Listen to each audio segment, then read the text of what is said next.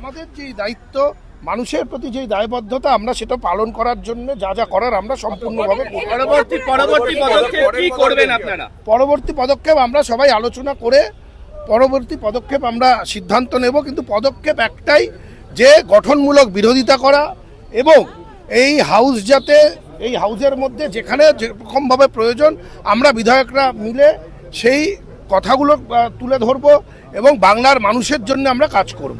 এই পরিস্থিতিতে তৃণমূল কংগ্রেসের ব্যাংক অ্যাকাউন্ট ফ্রিজ করার জন্য অরূপ বিশ্বাসের তরফ থেকে চিঠি দেওয়া হলো।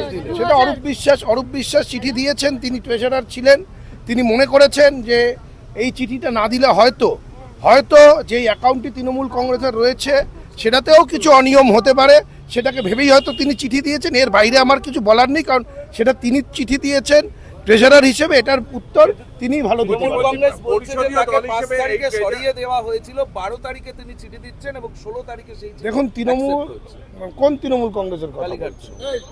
সেই তৃণমূল কংগ্রেস অনেক কথা বলে, অনেক দাবি করে, কিন্তু সেই দাবির সাপোর্টিং ডকুমেন্ট হতে হয়। সেই ডকুমেন্টগুলো অধিকাংশ সময় দেখা যায় যে এরকম কোনো সাপোর্টিং ডকুমেন্ট থাকে না, তারা মুখেই বলে যাচ্ছে।